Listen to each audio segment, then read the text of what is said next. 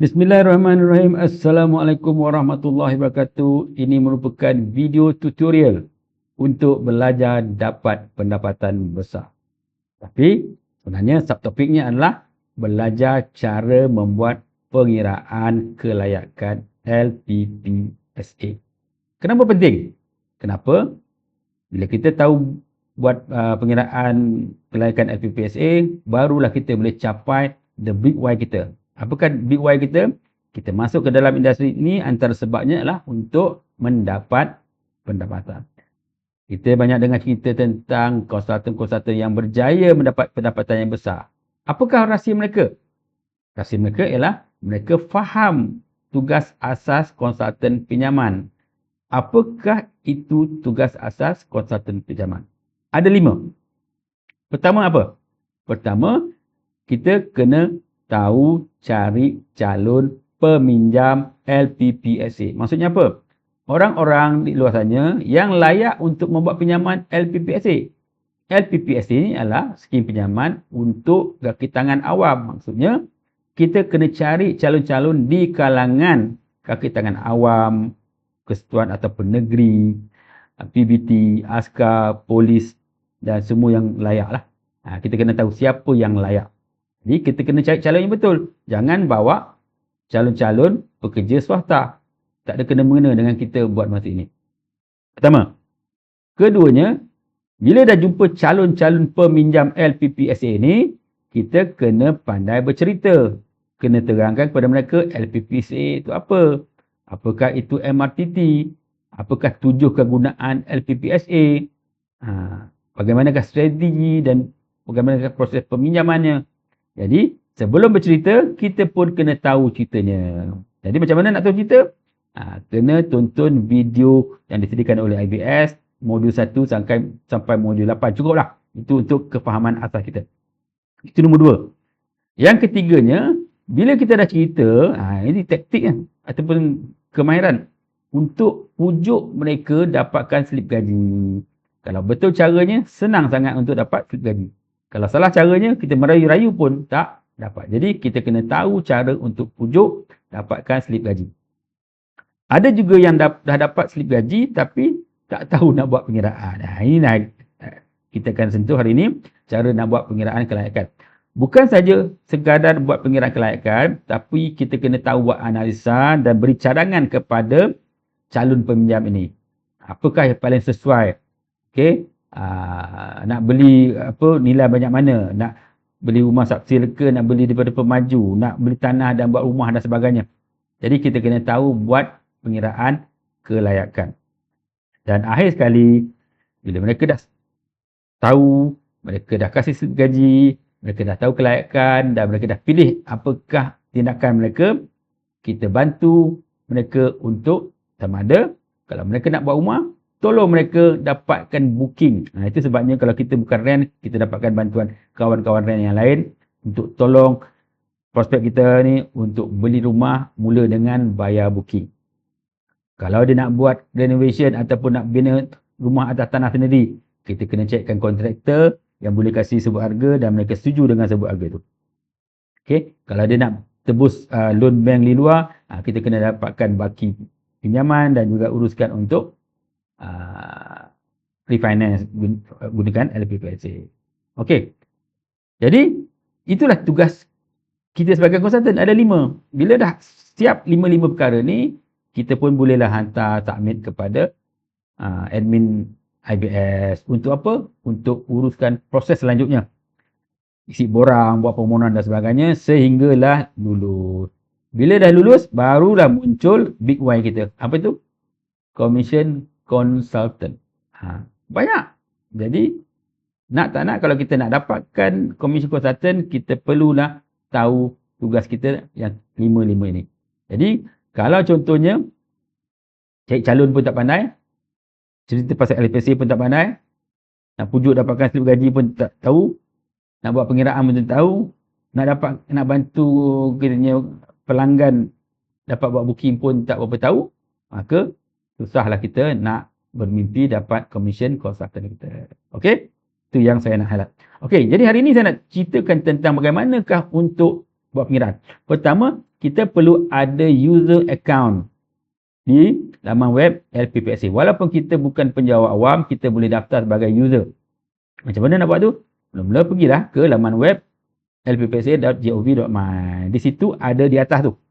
Klik LPPSA My Financing. Di situ ya kita klik dulu. Okey, kita klik dan kita akan masuk ke laman web My Financing ni. Dah masuk tu, kita klik yang atas sebelah kanan warna biru tu, log masuk untuk kita daftar sebagai user. Kalau kita belum pernah jadi pengguna, kita klik daftar di sini. Kalau kita dah ada akaun, kita klik kita masukkan nombor pengguna kita dan juga kata laluan dan kita masuk.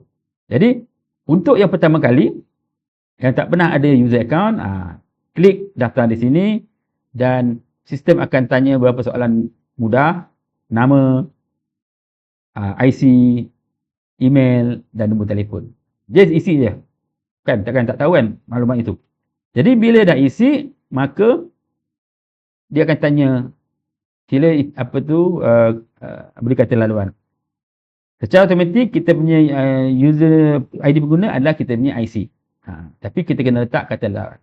Kata laluan di sini, okey, dia lebih kompleks lah. Dia perlukan 12 karakter. 12 karakter. Tak boleh pendek-pendek. Dan 12 karakter tu mesti mengandungi 4 jenis karakter. Ada huruf besar, ada huruf kecil, ada nombor dan karakter special. Maksudnya $sign ke sign ke, saya selalu guna $sign. Jadi contohnya huruf besar, K huruf besar, Kamarul 1 2 3 4 $sign. Itu password kita. Jadi ingat password kita. Lain kali nak masuk kita boleh ingat, ataupun nanti kita boleh save kita punya password. Pergi website ni, automatically dia akan keluar dan kita just tekan enter. So kita klik terma dan syarat dan maka kita masuk. Bila kita dah berdaftar, dia ada pengesahan kat email dan sebagainya, dah dapat tu, maka kita dah jadi user berdaftar. Dan kita boleh klik balik ke laman web ni, ke login page ni, kita masukkan kita punya ID pengguna, which is IC dan juga password. Okey, macam saya kata tadi, kalau kita dah save dalam komputer kita, next time kita masuk, dia tak tanya dah. Kita just klik masuk saja. Okey, bila kita dah masuk, inilah rupanya laman utama. Ada banyak fungsi dalam tu. Kalau boleh juga selalu lawati soalan lazim, tetapi untuk kali ini kita fokus kepada untuk mengira. Untuk mengira, kita klik calculator. Tak apalah nak kira, klik calculator. Kita klik calculator, akan ada muncul dua option. Untuk kali ini kita klik kalkulator ansuran bulanan. Ini yang kita nak cuba kira. Klik. Kita klik, maka sampailah kita ke kalkulator anggaran ansuran bulanan. Anggaran. Tetapi perlu diingat, sebelum kita masuk ke laman ini, kita nak buat pengiraan untuk kita punya prospek. Maka kita perlulah ada maklumat ini. Tanya dia, dah pernah ambil LPSA loan ke tidak? Sebab besar impaknya kalau dia pinjaman pertama dengan pinjaman kedua. Kalau dia pernah buat pinjaman pertama, kita tanya berapakah amount pinjaman pertama dia. Sebab dia akan mengambil kira berapakah dia pernah ambil dan menolak dia punya kelayakan keseluruhannya. Kita juga perlu tanya skim pencen ataupun KWSP sebab tempoh pinjaman sangat berbeza antara orang yang skim pencen dengan orang yang pinjaman KWSP. Sebab pinjaman skim KWSP ni dia boleh pinjam sampai umur 60 ataupun umur persaraan, whichever is earlier. Lepas tu kita juga tanya umur pencen dia. Dan kalau kita dapat payslip, dalam tu ada nama nombor kad pengenalan, gaji bersih, elan tetap, potongan tetap. Kalau contohnya payslip biasa, daripada nombor kad pengenalan kita boleh tahu dia punya tarikh lahir. Tapi kalau kita dapat payslip daripada polis atau askar, kita minta tarikh lahir dia. Sebab dalam nombor dia tak ada indication of dia punya tarikh lahir. Kenapa perlu tarikh lahir? Kita nak tahu umur dia. Sebab umurnya juga berperanan penting dalam pengiraan kelayakan. Okey. Dah ada semua benda tu, kita pun masuk dalam maklumat tu. Sangat penting kan? Kita kena ada borang kaji selidik, barulah kita dapat maklumat ni. Kalau kita tanya-tanya, kadang kita terlepas pandang beberapa maklumat yang akhirnya mengganggu kita punya pengiraan. Now, bila kita nak buat pengiraan, dia akan tanya pendapatan. Okey, pertama, gaji pokok. Simple lah. Tengok dalam payslip, sebelah kanan atas sekali gaji pokok. Lepas tu, dia akan tanya berapakah allowance tetap. Kita tak tahu apa benda tu. Ada tanda soal. Jangan malu, jangan segan. Kalau nampak tanda soal, klik. Sebab di belakang tu ada maklumat. Maklumat apa? Maklumat tentang apakah allowance tetap yang perlu diambil kira. Pertama, allowance imbuhan tetap perumahan, allowance tetap khidmat awam. Lepas tu, imbuhan tetap kerajaan, imbuhan tetap jawatan utama, allowance dan imbuhan tetap yang lain. Ada yang tulis tetap, kita kira. Tapi ada juga di dalam payslip sebelah kanan tu allowance tak tetap. Contohnya apa? Tuntutan perjalanan, allowance lebih masa OT, allowance makan, allowance harian, allowance tugas khas di luar kawasan dan sebagainya yang tak bersifat tetap. Walaupun ada di dalam payslip tu, kita tahu kita keluarkan. Kita hanya masukkan jumlah allowance tetap. Jadi kita kira-kira sikit pakai kalkulator, masukkan allowance tetap. So, itu statement belah kiri. Kemudian dia akan tanya, apakah pemotongan tetap? Macam mana nak tahu? Ada tanda soal. Jangan malu, jangan segan. Klik tanda soal itu, maka keluarlah dia punya panduan. Apakah yang dimasukkan? Potongan tetap. Jadi, potongan tetap antaranya adalah cukai pendapatan, kalau dia mencarum KWSP, mencarum perkeso, carum kepada skim persaraan, ansuran pembiayaan perumahan, pinjaman kereta, pinjaman peribadi, potongan PTPTN, pembiayaan koperasi, pembiayaan bank ataupun potongan nafkah oleh mahkamah syariah ataupun mahkamah sivil sebab dia ada tuntutan nafkah. Itu masuk dalam potongan tetap. Yang tak masuk dalam potongan tetap adalah yang bersifat sukarela, contohnya kelab, persatuan, sumbangan kebajikan, derma, zakat ataupun simpanan dia. Takaful ataupun insurans secara sukarela. Itu tak masuk. Kita tak masukkan. Okey. Jadi bila kita dah masuk tu, okey, kita klik seterusnya. Okey. Ini penting. Dia katanya jenis pinjaman. Jadi kalau contohnya pinjaman pertama, kita klik pinjaman pertama, dan kita boleh terus. Kalau kita klik ini adalah pinjaman, dia pernah ambil, ini adalah permohonan pinjaman kedua, maka dia akan tanya berapakah jumlah pinjaman yang pertama. Jadi kalau kita tak tahu maklumat tu, dah takut. Okey? Jadi kita kena tahu. Kalau dia nak mohon pinjaman kedua, kita kena tanya pinjaman pertama puan, berapa jumlahnya. Lepas tu kita pilih Islamic atau konvensional, kita pilih Islamic lah. Lepas tu status pembinaan ataupun sudah siap ataupun dalam pembangunan. Dan ini penting. Kita kena tahu berapakah duit yang nak guna. Contohnya berapakah duit yang nak beli rumah subsale ni. Berapakah harga jualan rumah dari pemaju. Kalau dia nak beli rumah ayah dia, berapakah duit yang dia nak bagi pada ayah dia. Kalau dia nak beli rumah adik-beradik, berapakah duit yang nak bagi pada adik-beradik dia. Harga jualan. Tetapi kalau contohnya harga jualan tu within dia punya pembiayaan, ambillah 100%. Jadi contohnya harga yang dia nak beli rumah tu RM400,000 dan dia mohon pembiayaan 100% RM400,000. Okey?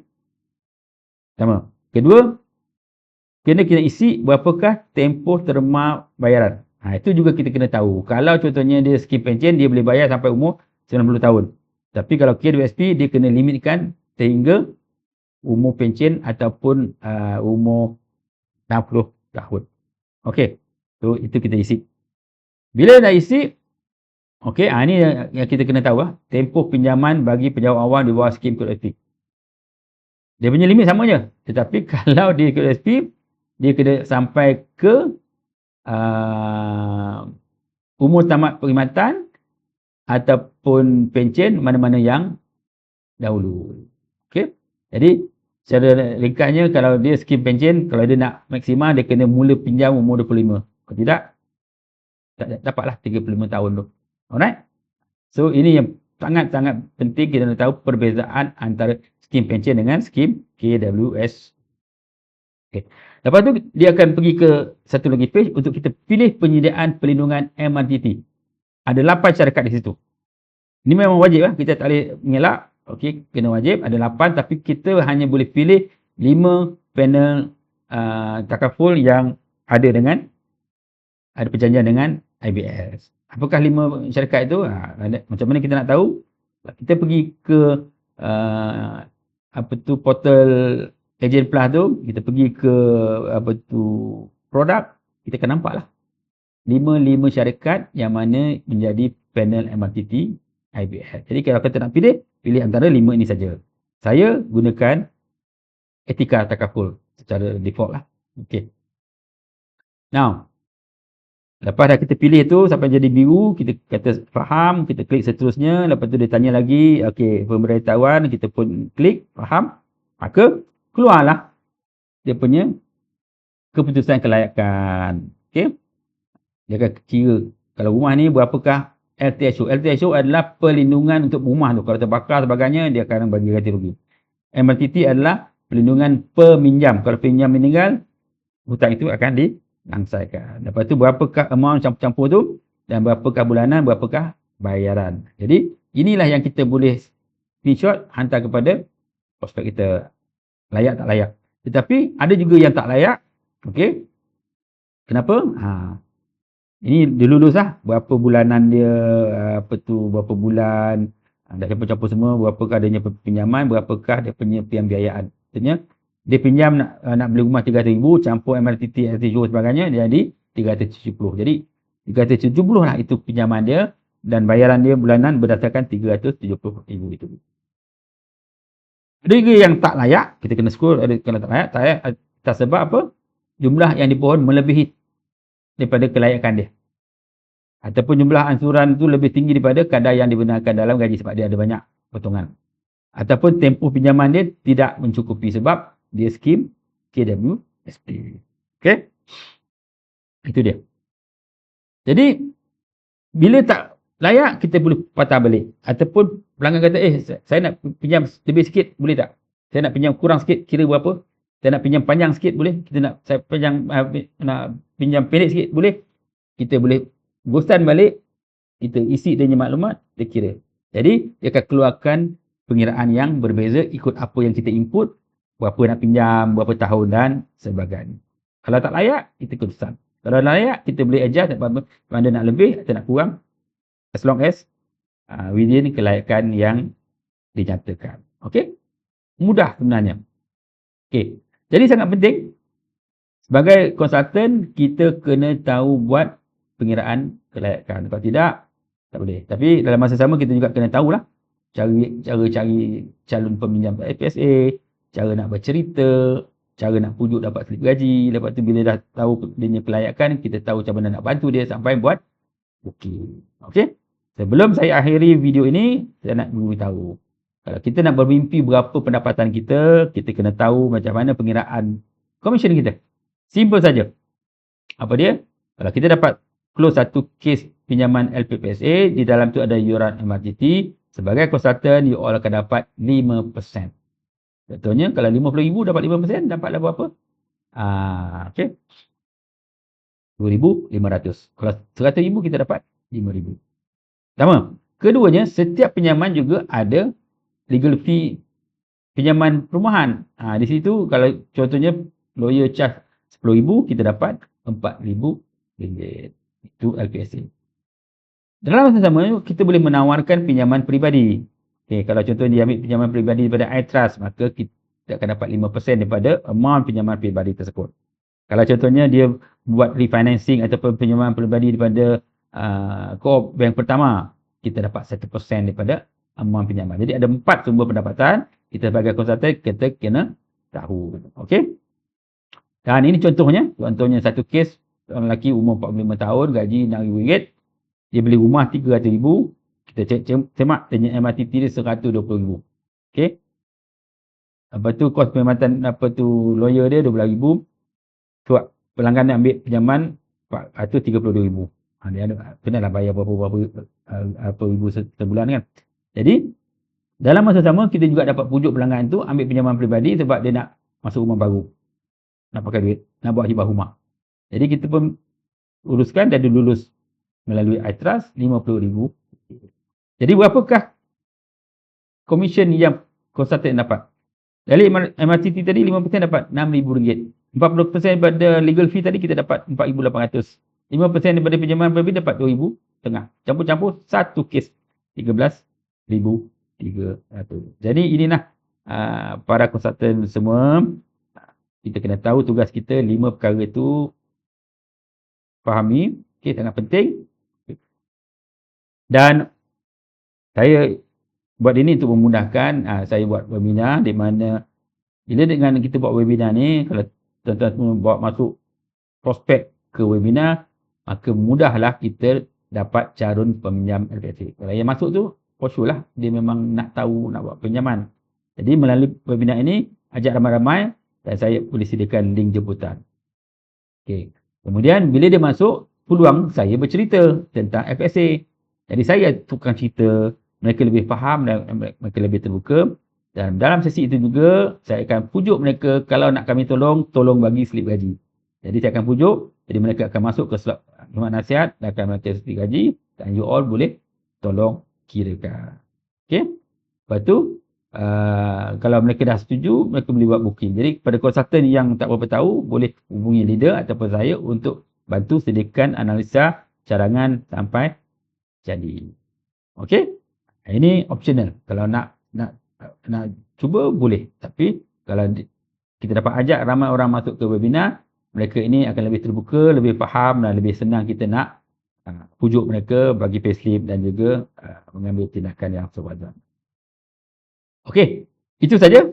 Sangat penting untuk kita berani bermimpi, tapi untuk berani bermimpi kita kena tahu prasyaratnya. Prasyaratnya ialah kita kena tahu tugas kita sebagai konsultan dan salah satunya adalah untuk membuat pengiraan. Itu saja untuk video kali ini. Nanti kita jumpa di video yang akan datang. Assalamualaikum warahmatullahi wabarakatuh.